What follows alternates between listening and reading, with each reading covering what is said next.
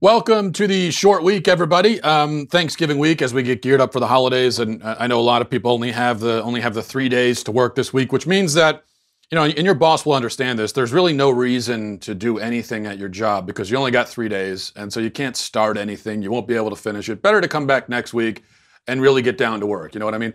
Which really every week can sort of work that way if you're good at being lazy, because you figure you wake up on a Monday and you say, well, it's the week just started. I'm getting into the groove of things, so I'm not really going to do anything today. And then on Tuesday, the week's still kind of starting. And then on Wednesday, you wake up and you figure, well, the week's almost over, so I might as well just wait till next week, and that's when I'll really get down to business. But anyway, it's Thanksgiving, of course, the second best holiday on the calendar. And well, maybe that depends, because I just saw this article in the Daily Wire. Headline, pretty horrific. Headline is, studies show that few people actually fight with family over politics on Thanksgiving.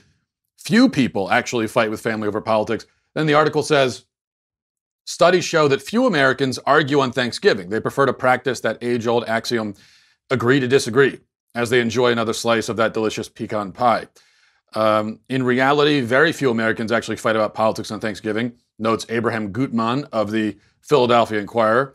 A 2017 HuffPost YouGov survey found that only 3% of Americans said that they are very likely, and 8% are somewhat likely to get into a political argument with family members during Thanksgiving dinner. I read this and I just think, how utterly boring. My God, I mean, what kind of a boring family do you have that you don't argue about politics and religion on Thanksgiving? I know people always say, well, the two things you don't talk about with family or ever are politics and Thanksgiving and religion. But I've always had a slight variation on that, which is, my axiom is the only two things you talk about are politics and religion and sports. I guess we'll throw in a third thing. Basically, anything that has the potential to turn into a screaming match is worth talking about. And if it doesn't have that potential, what's the point? I don't even understand it. I just can't imagine getting together with family and specifically avoiding the interesting topics. What are you even doing? What do you talk about in that case? Do you just sit there, this cranberry sauce tastes like cranberries? Yes, it does. Yes, I also agree it does. And you go around the table. Yes. What do you think about the cranberry sauce? Well, I think it tastes like cranberries. And then someone, kind of a loose cannon, comes in. What about the mashed potatoes? Well, I think they taste like potatoes. Yes, me too. Me too. Yes, I agree. Then you have the comic relief. What if green beans were red? Humorous. Quite humorous. This has become a fake conversation between androids, apparently. But I just can't. I've been at a dinner table in my life a time or two where all interesting topics, politics and religion, were forbidden. And I just wanted to drown myself in the gravy boat. That's what I wanted to do. Just start waterboarding myself with gravy to liven things up and to put me out of my misery. Now, if I were to do that at my Thanksgiving table, it would just start a 3.5-hour debate about the ethics of enhanced interrogation while I lay there dead on the floor. And see, that's what family's all about. Okay, a bunch of things we're going to go through today. And we'll start with this, as we're a few days from Thanksgiving and talking about football. We'll begin with Harvard and Yale playing each other this weekend in the classic traditional game. And then this happened. Harvard and Yale. The game is currently in a delay because there is a student protest sit-in at midfield on climate policy. This took place at halftime and has delayed the start of the third quarter because students are having a sit-in protest at midfield of Harvard-Yale. Yes, those are climate protesters again, once again breaking the law, once again getting in the way, once again just generally making asses of themselves and nuisances of themselves. Every time they do something like this, they make more and more people crave the destruction of planet Earth. So it's really counterproductive in so many ways.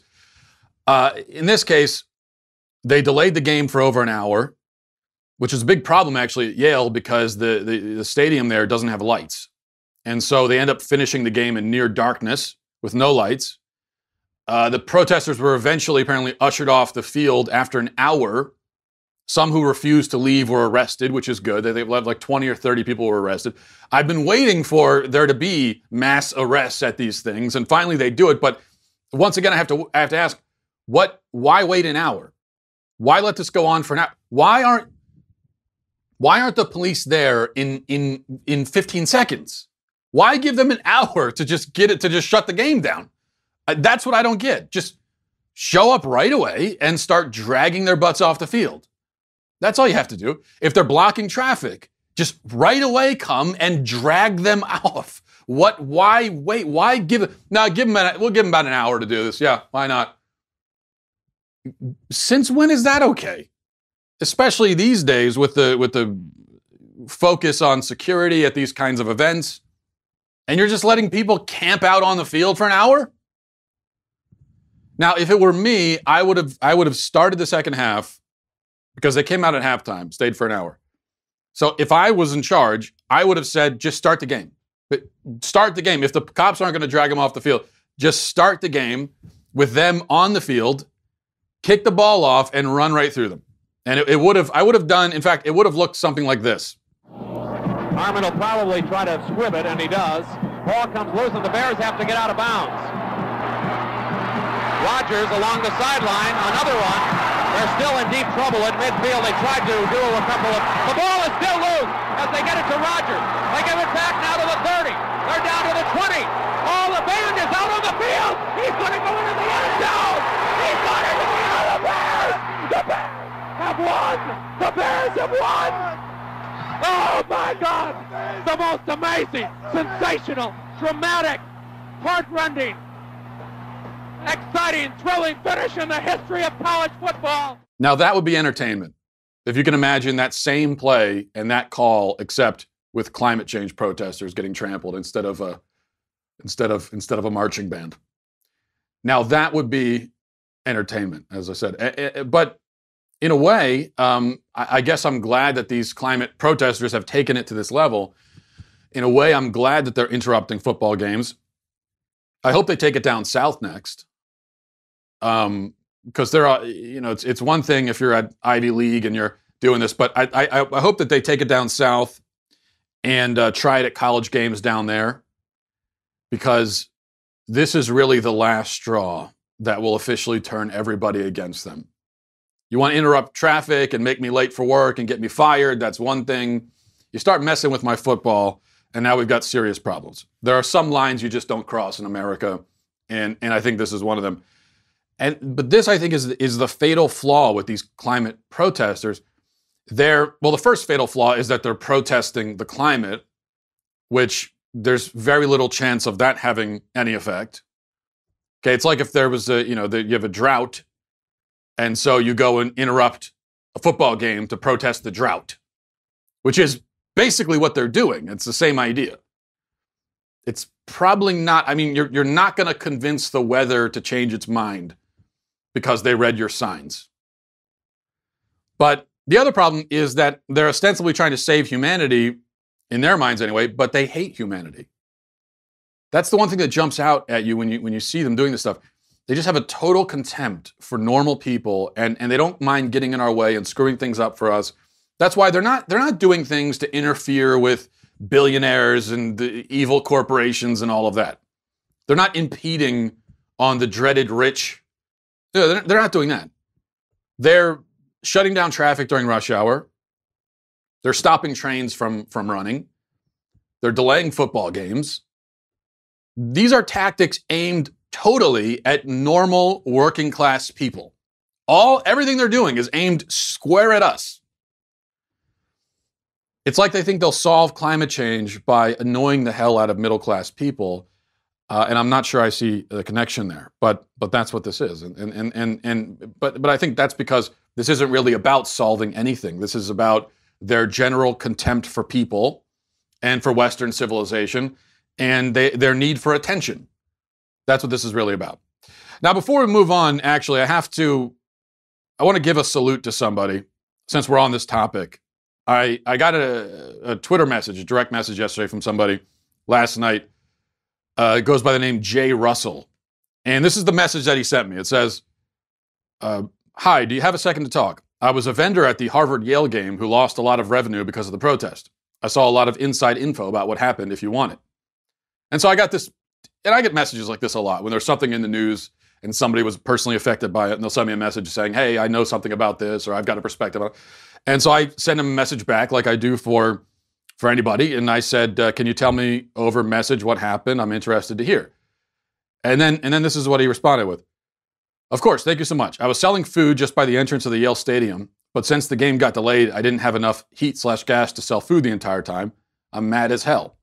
But I heard some students talking by my stand right before and during the protest. They were saying things like, don't start until we get the okay from Joe, and stay there until Joe gives the signal. So it seems like this guy was pretty central to the whole thing. And then I responded with, do you know who Joe is? And then this guy says, Joe Mama.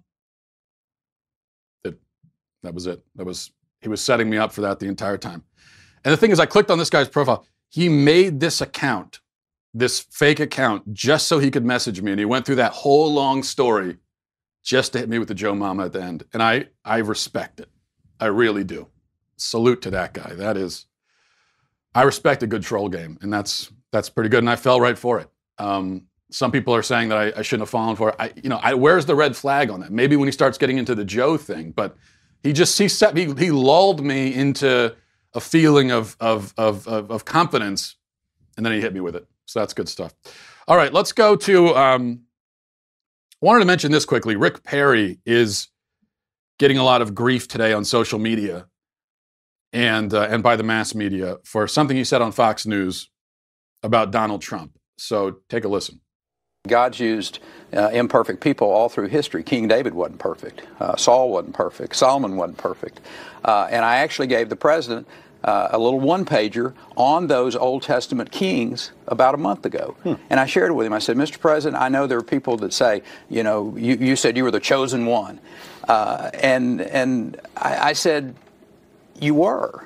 I said, if you're a believing Christian, you understand God's plan for the people who rule and judge over us on this planet in our government. And so people are making fun of this. And look, I'm not a fan of the Donald Trump King David comparisons. I'll say that. One, it's tired and played out. Two, Trump is not a king. Three, there really is no similarity that I can see. I'm very familiar with the biblical texts about King David. I don't really see any similarity at all between him and Donald Trump, aside from the adultery thing. But with that said, I want to stick up for Perry here, and I think the reaction to this, as people are attacking him for saying Trump is the chosen one, the reaction shows again how the media fails to understand basic Christian theology and Christian thought. And so they're always embarrassing themselves in an effort to embarrass Christians because they don't understand Christianity, which is a pretty big flaw. If you work for the news media and you don't understand this system of thought, this religion, this philosophy that the majority of people in the country ascribe to. So Perry is not saying, despite the King David comparison, Perry is not saying that Trump is a messianic figure or a prophet or anything like that. He's simply saying that our leaders are, in some sense, appointed by God, that it's all in God's will. So whoever's in charge is there according to God's will. That's his point. That's what he's saying. And as he apparently also said, Obama was appointed by God as well for his time and for the reasons God had in mind. Now, you don't have to agree with this. And if you aren't a Christian, you probably won't. But that is the Christian approach, the Christian philosophy on these things. That this is all in God's will, and that God and that leaders are there because they're ordained by God to be there. This is scriptural. It's in the Bible. St. Paul's pretty explicit about this. Now, I would agree that among the more fanatical Trump fans, there's been a messianic sort of flavor to their Trump support. But that, again, is on the fanatic extremes. And it is gross, it's un-American, it's unbiblical, it's pathetic, it's blasphemous, it's idol worshiping, it's a disgrace. To see anyone make a messiah out of a political figure. I'm totally opposed to that. I hate it. It disgusts me. Yet the same was done, and this is the point, the same was done on the fanatic extremes of Obama's support. How quickly that's forgotten. So I think what we're seeing now with Obama and now with Trump is the beginning of a new era, a new trend in American politics of, on the extreme ends, turning our political leaders into prophets and messiahs. Now, that's not, I say new, it's certainly not a new thing in world history, and I wouldn't even call it necessarily a totally new thing in American history. There are people that did that with, JFK. But people didn't really do that with Bush. Okay, there was no messiah complex with Bush. There weren't people doing that. I don't think people really did that with Clinton. So, if you want to call it a resurgence or something, we are seeing that now.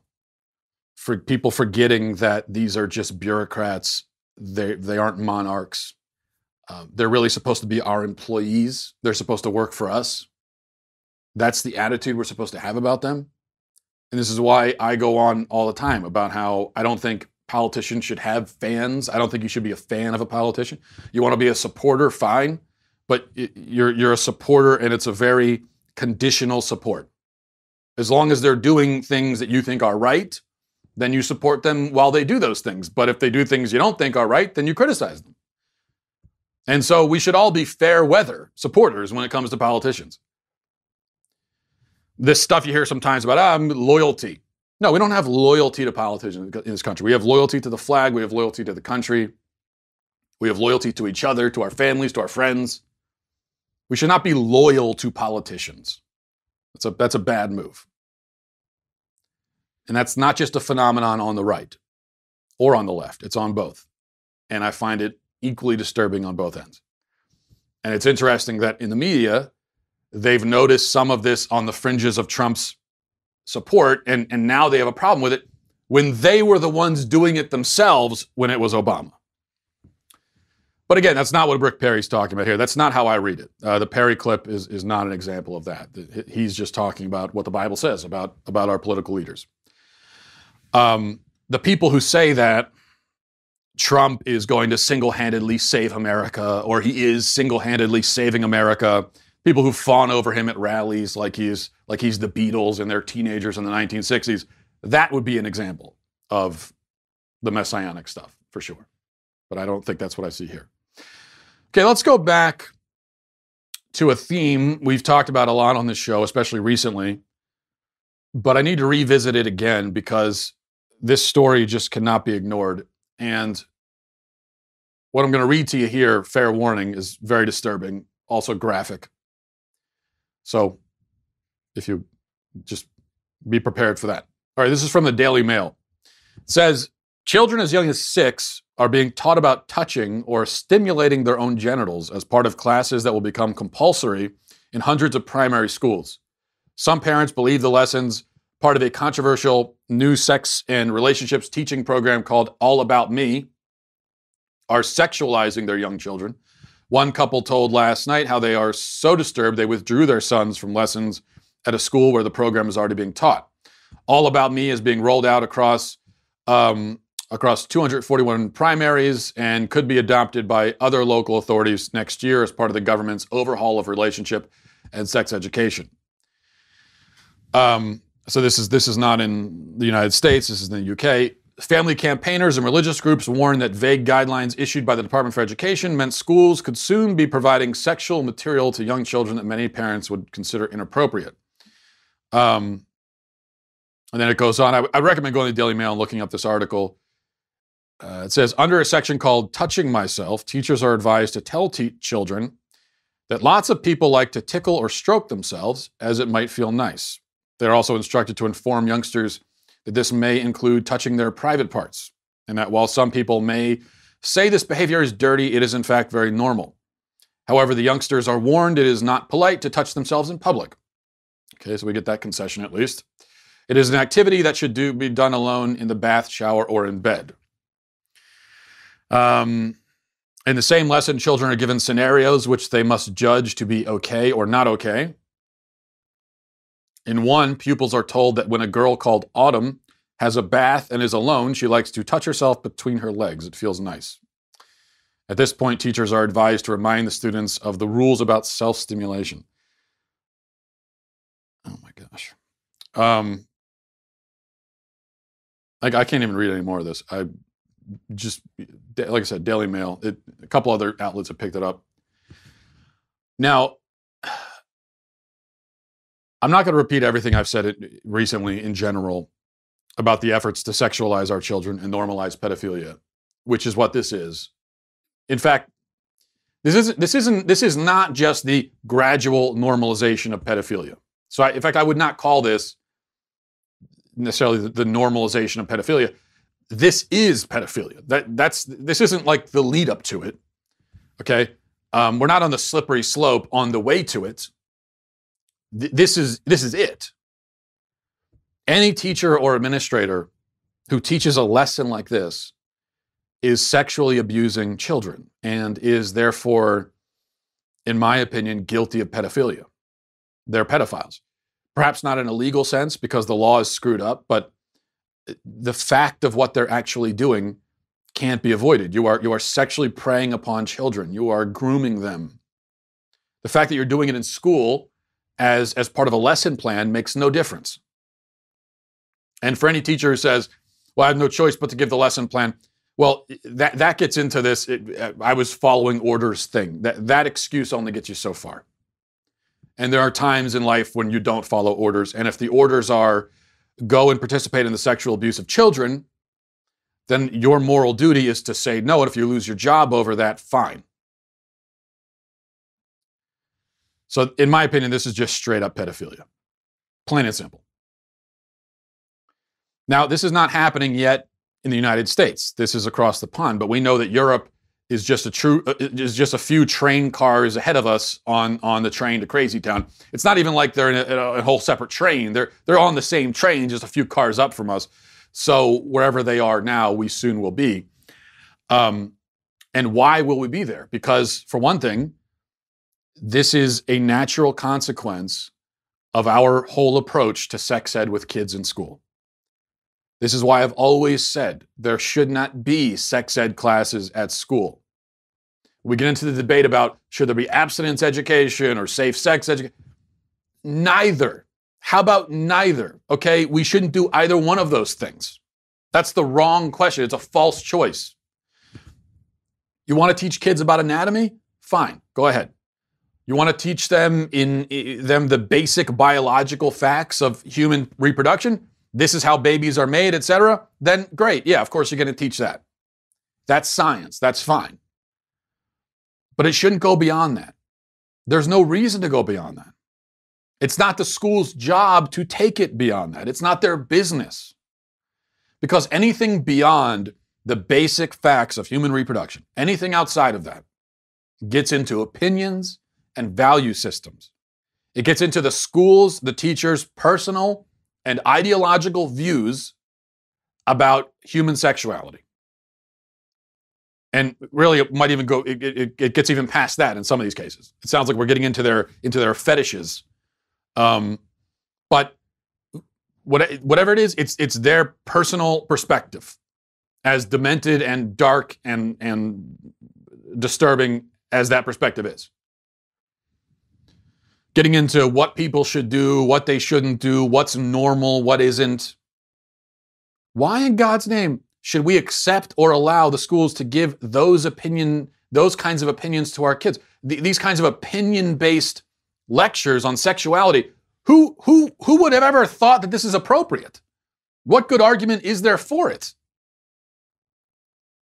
And you might say, well, the schools have to do it because the parents aren't doing it. Well, first of all, this is the problem that, yes, what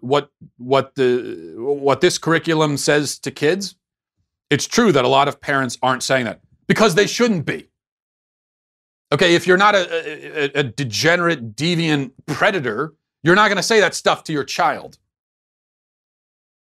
And you see, that's the issue. When you get into, well, schools have to do it because the parents aren't doing it. It's your opinion that it should be done at all. So it would be like if I said, well, there's a problem and parents aren't bringing their kids up in the faith, and so teachers need to stand up there and say, Jesus Christ is your Lord and Savior, repent and believe. The left would go insane. There would be cries of child abuse. They would say it's unconstitutional, it's oppressive, it's wrong. There's no place for it in the school. And I couldn't say, well, the parents aren't doing it, because the answer would be, well, who says it needs to be done? And besides, it's not for the schools to do. And in fact, I would agree. Now, I wouldn't agree that that's abusive or oppressive. It wouldn't be morally debased the way that this sex ed thing is, but it would be wrong.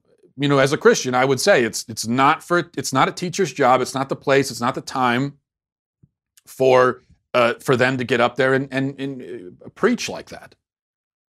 Now, I think you want to teach the Bible as a matter of history and literature, then I absolutely think that should be taught in school. It's the most influential piece of writing ever compiled, and so obviously it should be taught. But in terms of your personal views on religion, no, you're not passing that on to the kids. It's not your job.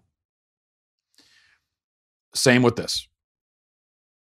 So if a teacher's not supposed to get up there and preach the gospel of Jesus Christ, then they also shouldn't get up there and preach the gospel of modern sexual enlightenment. That's not okay either.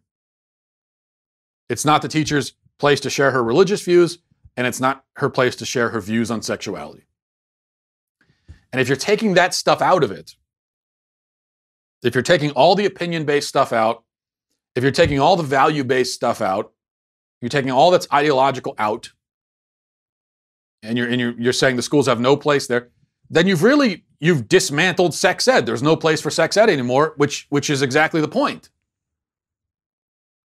Because everything that's left is stuff that you could teach in science class. Those are things that belong in biology and anatomy. And we should do that. I'm not saying that the schools should tell, sixth graders that babies come from storks that drop them on the doorstep. I'm not saying that. But there's a huge, vast chasm that separates this is how babies are made from let's teach kids about masturbation. And not only teach them about it, but encourage them to do it. But this is where we're headed. We really are. And I've been beating this drum about the sexualization of children, the normalization of pedophilia. And I've been talking about this, and I'm not the only one, but those of us who have been talking about it, we've been told for years that, you're exaggerating, it's not that bad, you're being dramatic. And look at what's happened.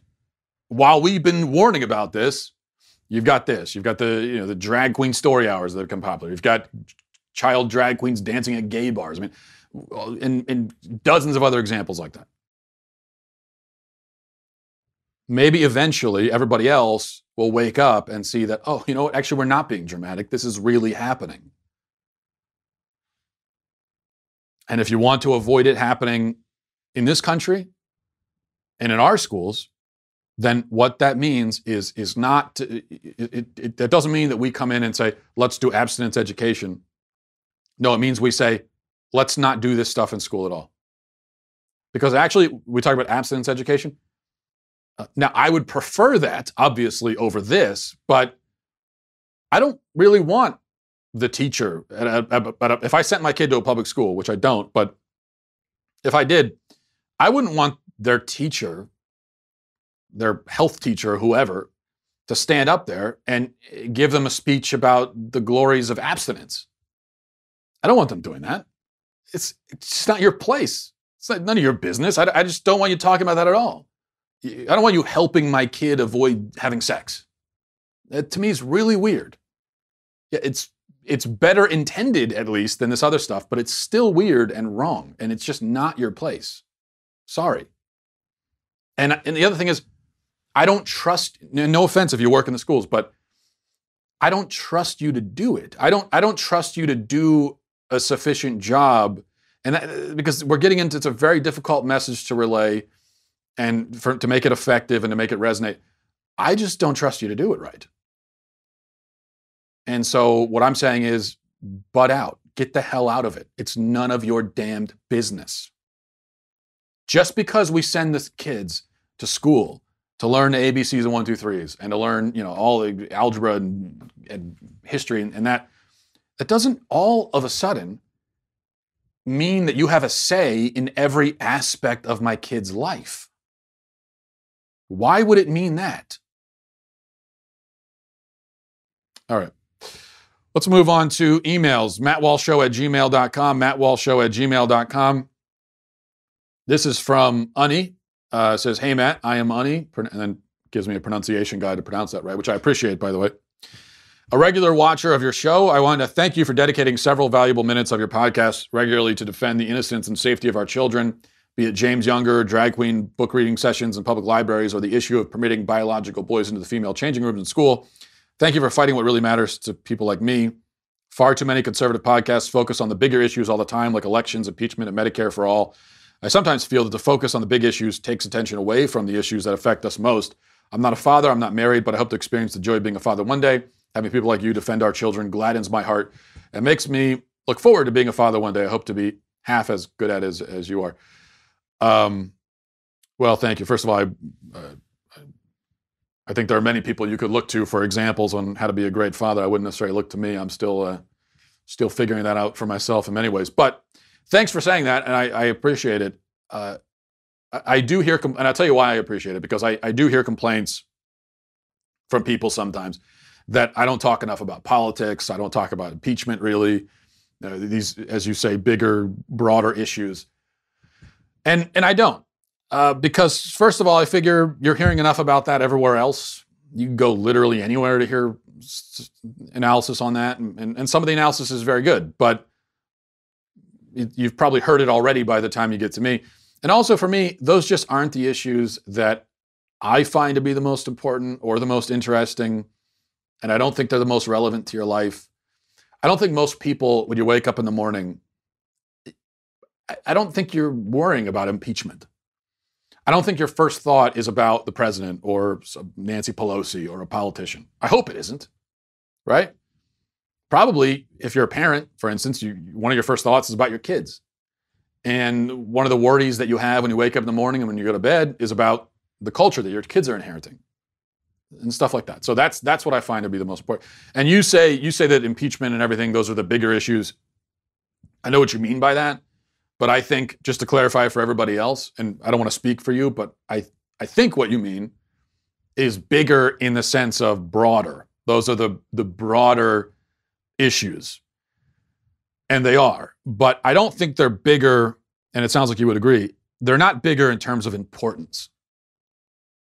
And so, in a way, I think that I do try to focus on the bigger issues in terms of the ones that are more important and more relevant to our lives. Okay, this is from Eric. Says, "Greetings, oh great one. I humbly approach you and am seeking justice in this cruel world. I have been wronged. I hope that under your rule, the world will be a better and more just place. I am writing to see if there will be a law against such atrocities under your great rule.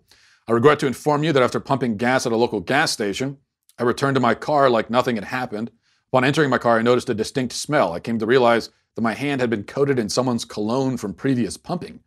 I find this absolutely unacceptable and wonder what a punishment could be for such a horrible act. I'm not sure if this is a larger problem across America or just a local one as I live on Long Island."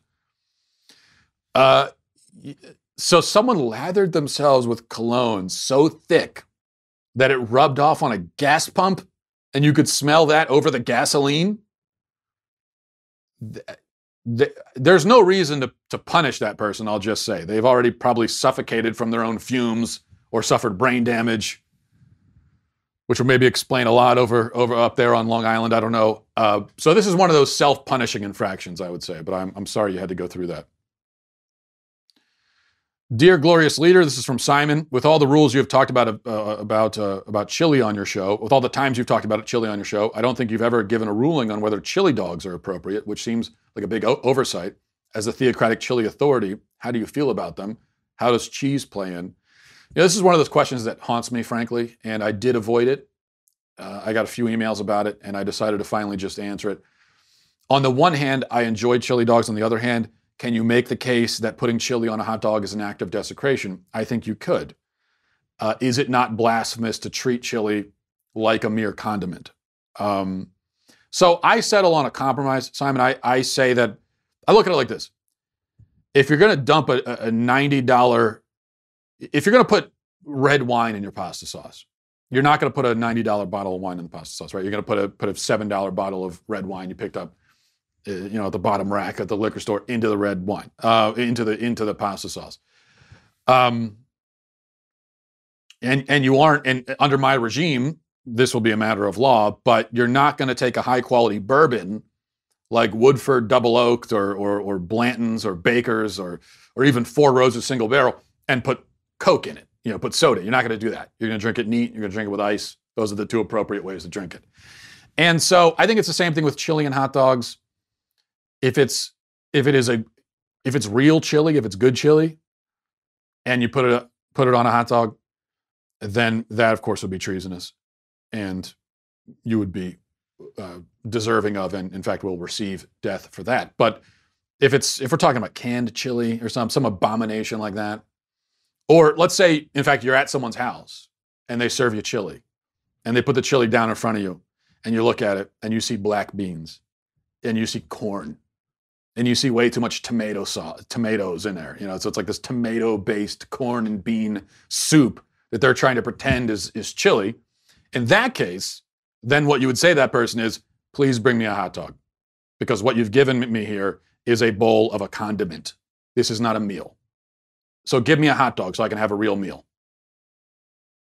Do that or get the hell out of my house, even though it's not your house, it's theirs. But you could kick them out of their own house for that. And then burn it to the ground. And I think that would not be an overreaction at all. Finally, from Emily says, hi, Matt, I agree with you on the trans bathroom issue, but what about someone who is completely transitioned? What about a male who transitions to a woman and gets the surgery and everything and is living full-time as a female? Don't you think it's reasonable to allow them into the women's facility? In their case, at least wouldn't it be kind of cruel to force them into the men's room?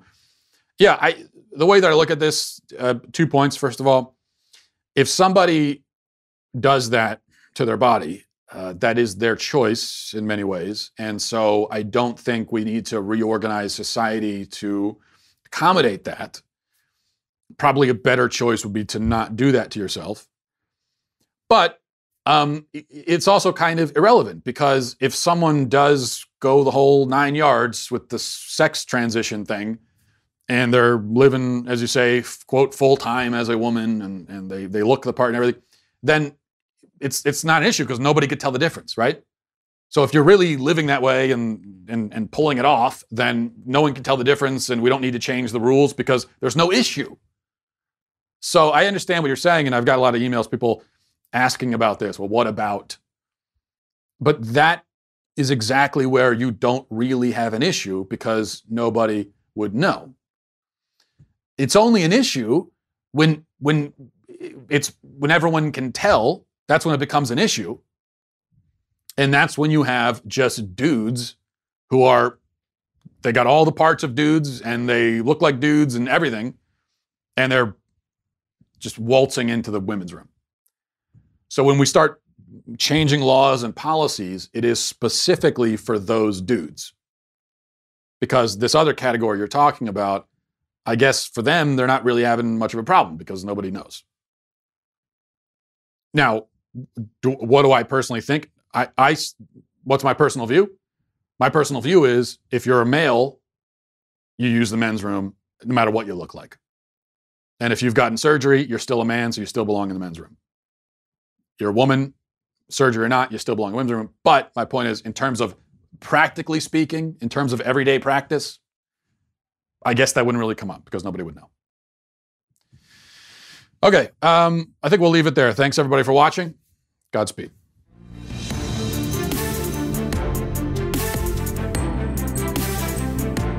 The Matt Walsh Show is produced by Sean Hampton, executive producer Jeremy Boring, senior producer Jonathan Hay, supervising producer Mathis Glover, supervising producer Robert Sterling, technical producer Austin Stevens, editor Donovan Fowler, audio mixer Mike Coromina. The Matt Walsh Show is a Daily Wire production. Copyright Daily Wire 2019. Hey everyone, it's Andrew Klavan, host of The Andrew Klavan Show. The impeachment hearings were full of explosive, devastating bombshells, like the fact that we're being governed by a sinister cabal of deep state bureaucrats who think they can overrule our elected representatives. So, what do the Democrats do now, poor things? All the experts say they'll impeach, and maybe so, but they're daisies if they do. I'll talk about it on The Andrew Klavan Show. I'm Andrew Klavan.